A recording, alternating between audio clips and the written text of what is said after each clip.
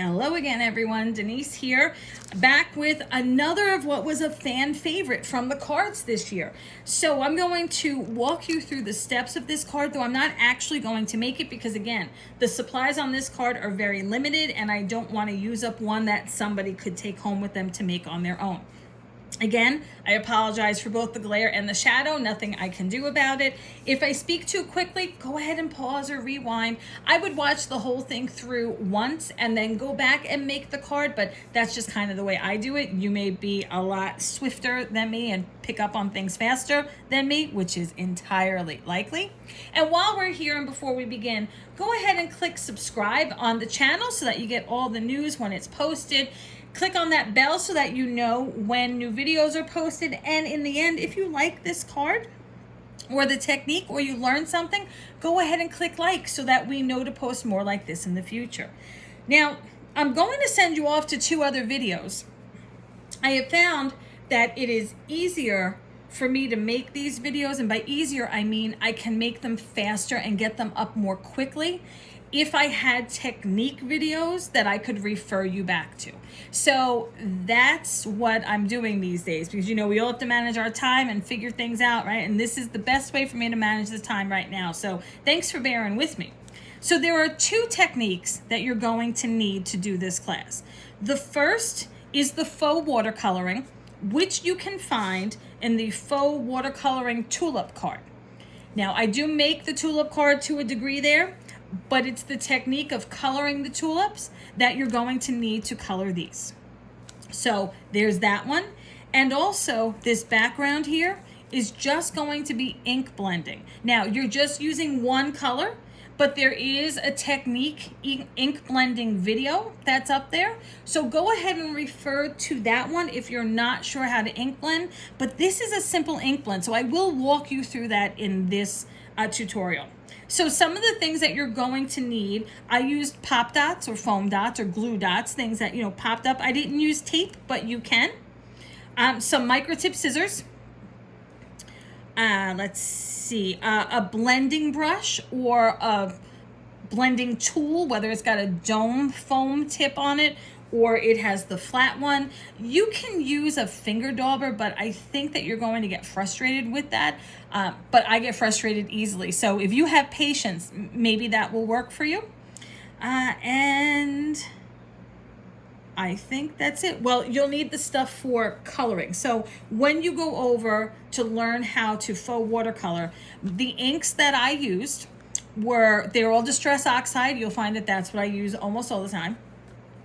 I did the flowers in picked raspberry, and then I did them in a purple, and I forget the purple. It was not the Villainous Poison, though. It was another one.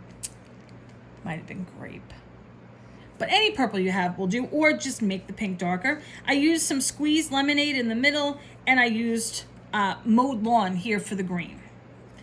Your happy birthday is already cut out for you and stamped for you in your kit. So what you are going to do when you watch that tutorial is you're going to take this piece from your card kit, you're going to color, you're going to heat set in between like it says. When you get the colors that you like, that's when you're going to cut it all out, and then you're going to cut different pieces later. So why don't you go on over, look where you are on the time here so you can come right back to the video. Go ahead and get this all colored, and once you have that colored and cut out, come on back to finish the rest of this. So be sure you take a look at the time so that you know when to come back and you can get right back here. I'm gonna wait for a second. Okay, so in the rest of your kit, you have your envelope. We're not gonna need that right now. You have your happy birthday sentiment. You have your card base. It will be a left fold card, so I'm gonna point to the left, but I don't know if it's your left in the video. So it's a left fold card, so it will open like normally. We can put that to the side for now as well. You're going to take your white sheet that you have, the single white page, and the blue. This is a die cut that we ran through maybe the Anna Griffin machine, which cuts really well, by the way.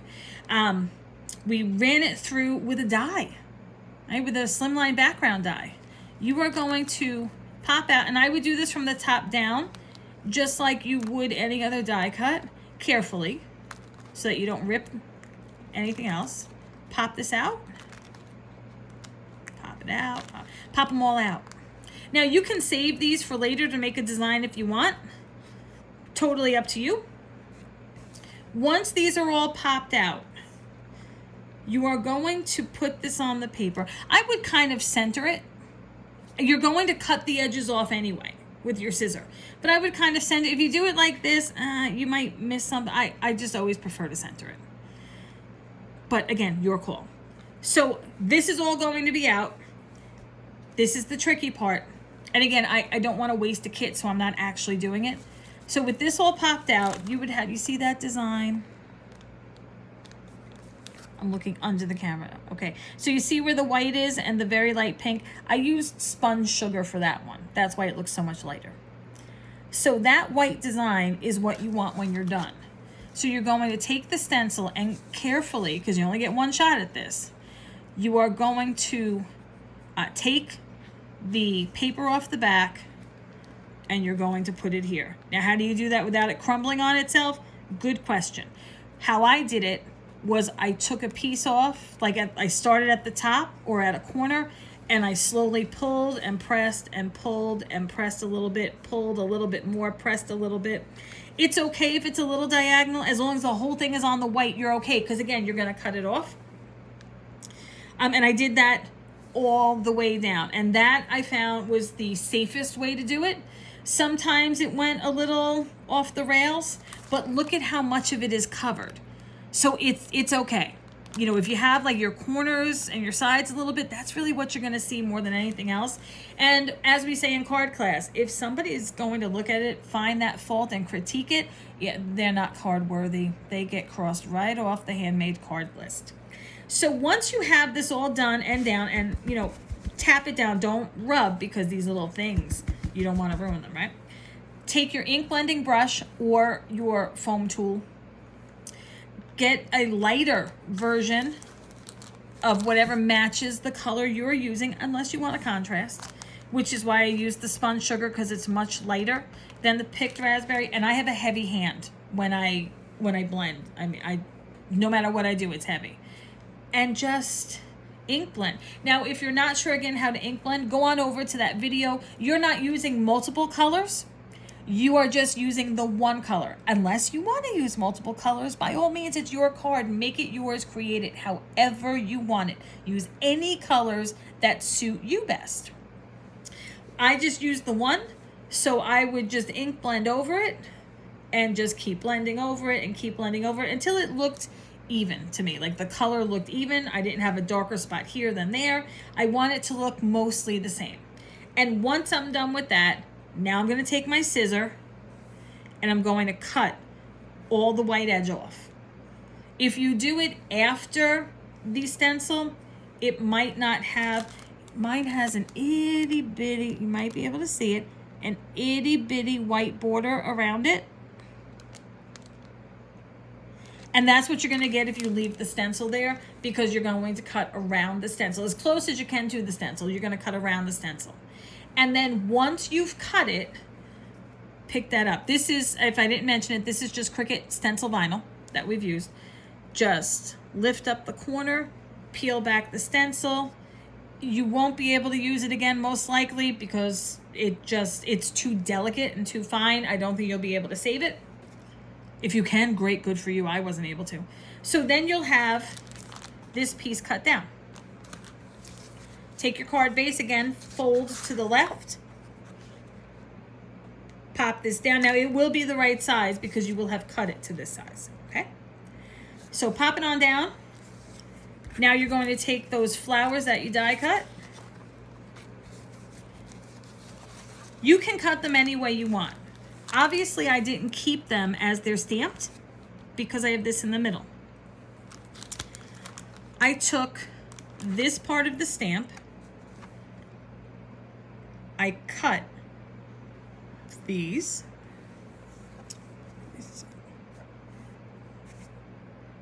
I cut this including the flowers here.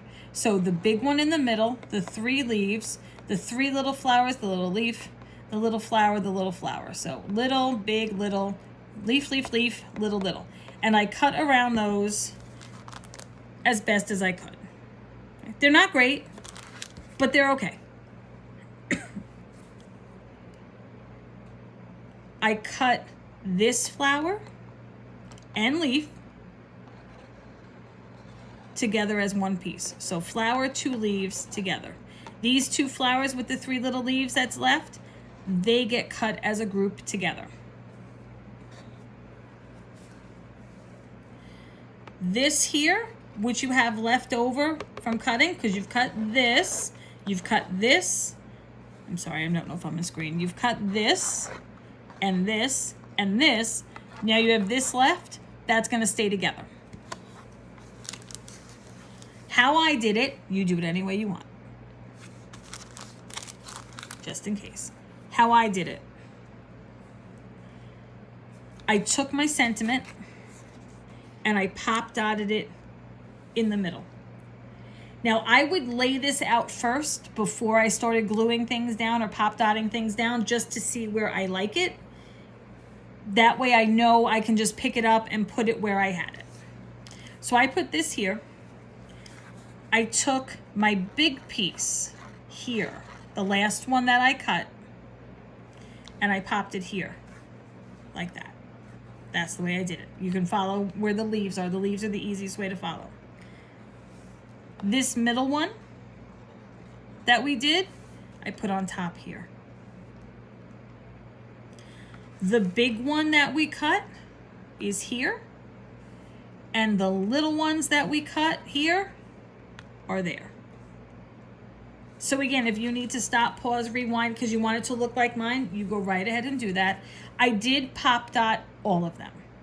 I pop dotted the sentiment and all 4 cuts of flowers that I did. And as you see, I sort of zigzagged them-ish a little bit. Again, do whatever you want. It's your card. There is no right way to do this. There is no wrong way to do this. I did them all by experimentation, and that's just how they landed. So whatever works for you, works for your card. That's really all there is to it. So I know that you had to jump back to 1, maybe 2 tutorials, but again, I apologize for that, but it allows me to get these videos up faster for you in real time, from the time we've done the card. Plus, if you want to just know a technique and you didn't buy a card kit, but you just want to know how to do something, you don't have to figure out which card it is. You can just go right to that technique video. So this was one of our favorites. And again, it was a fan favorite when we did it. So if you like this one too, go ahead and click like. Don't forget to hit subscribe and that bell so that you know when other videos are posted. Post your creations for us, whether you have taken the class, you followed the colors exactly, or you went rogue and did your own colors. We love that. We love creativity. That's why we're all together, right? Go ahead and post those on the Facebook group, which is Scrapbooking Stuff Group. If you need any of the inks or other card kits that you'd like to take a look at, go on over to licraftstop, one word, .com and take a look at what's for sale over there. If you have any questions, please be sure you put them in the Facebook group. I don't monitor the comments on this channel, and you can either tag me or Christina if you have a question, and we'll try to get back to you as soon as we can. I hope you like this card as much as we do, and I hope that you had a fun and relaxing time coloring it. I hope to see you at the store soon, and if you bought the kit, thanks for supporting us. See you next time, everyone.